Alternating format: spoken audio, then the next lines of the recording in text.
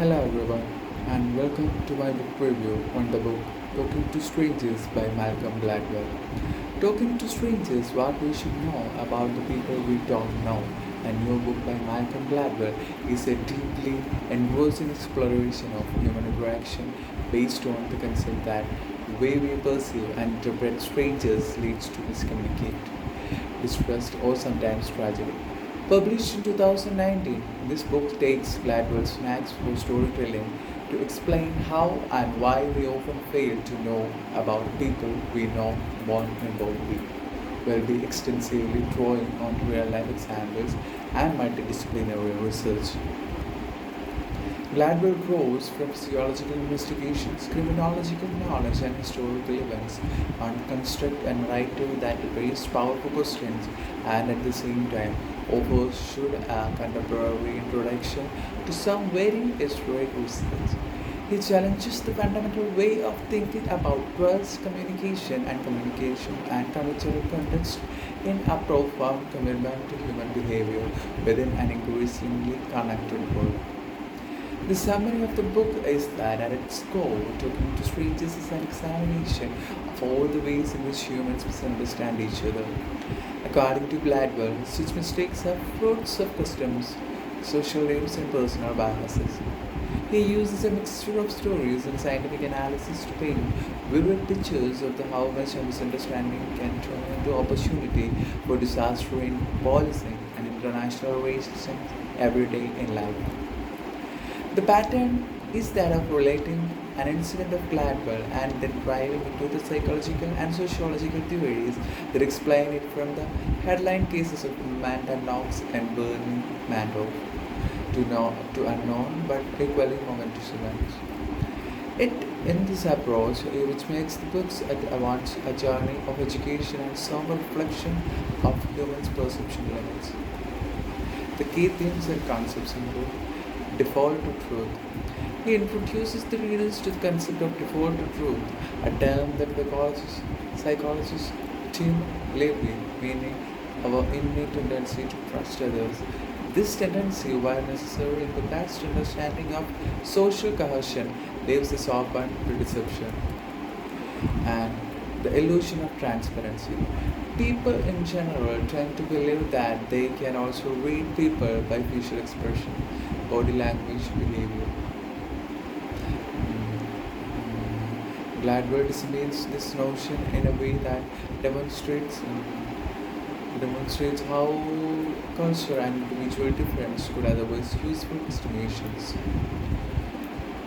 Mismatched cues.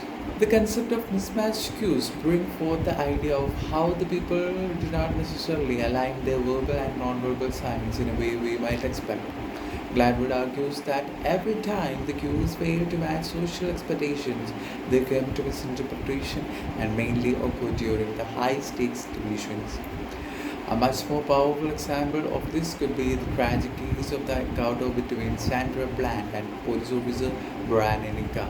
Clearly frustrated, Sandra Bland's facial expression was in no way threatening, and the police officer Brian Enica had expected a threatening environment. And the next one is the complexity of cultural context. Communication is deeply rooted in the culture. Gladwell goes on to speak about how differences between cultures have created barriers in understanding. This role is played by research the anthropologist Edward Hall discussed regarding the how cultural differ as being high context or low context depending on whether implicit versus explicit communication is primarily used. Drinking and consent. Drinking and consent. He makes the argument to take the Brooke Turner sexual assault case as an example of how misconception regarding alcohol and consent can lead to such catastrophic consequences. He contested the social normalization surrounding alcohol usage, founded on the argument that it seriously impairs judgment and produces dangerous ambiguities in the interpersonal transactions.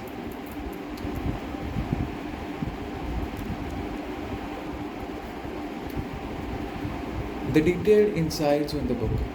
Gladwell does not imply tell these stories. He used them to pose broader philosophical questions, that is trust and how do social systems such as policing and justice systems celebrate individual failure of understanding. Perhaps the most informative chapter was when trust and distrust were discussed. In essence, social societies must reach a fine balance between the rampant skepticism, which persuades paranoia and dysfunction, and triumphant trust, which provides opening for exploitation. This is seen in the context of international espionage, rather like the tales of how, for decades, a Cuban spy network managed to infiltrate American intelligence without ever being discovered. Writing style and narrative techniques. The case of accessing Gladwell's writing is masterclass in and of itself. A man in a position to break down thick, obtrusive theories with such academic rigor, embedding them too deeply. Narrative zones masterfully constructed that each chapter is akin to providing opening mystery case, thriving on the ability to pull in scenes that will alter one's perceptions. His use of dialogues and scene settings and character-driven social storytelling allows even the most theoretical concepts to be feel earthy. However, this also not without its drawbacks. While a narrative-driven approach does bring much use to the story, some critics say Gladwell cherry picks examples to fit his thesis while oversimplifying the nuances topics. The strength of the books include first one, relevance to the current issues. In an era of social media, with every human nowadays interacting with so many strangers whose names he will never know, talking to the strangers comes off as a deep time work.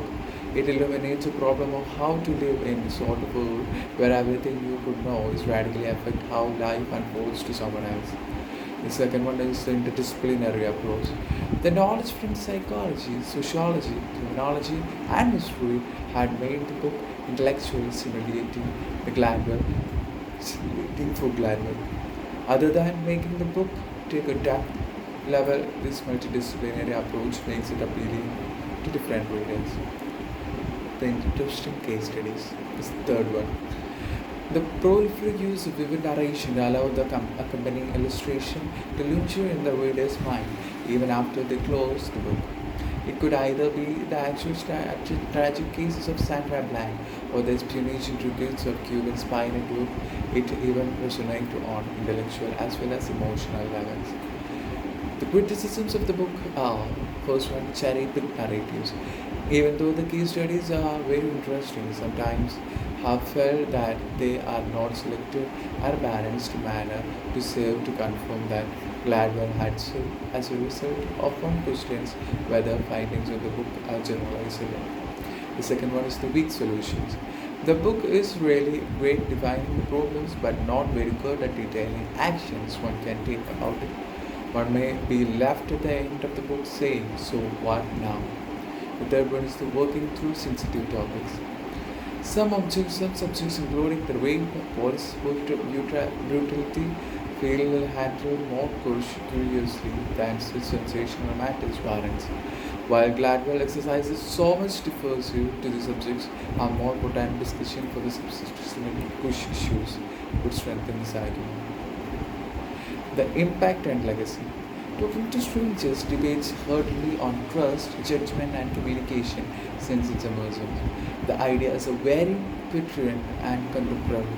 Debates on policing and systematic racism and technology in shape interaction.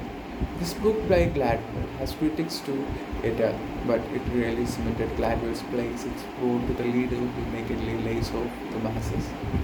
And the conclusion is that by saying Malcolm Gladwell's Talking to Strangers is a masterful exploration of human communication, trust, and judgment.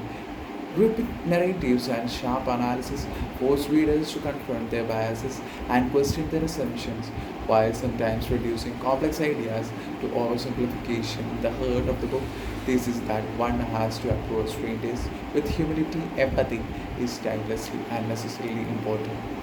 It must It's a must read for one who's interested in psychology, sociology, for all the complexities of human behavior.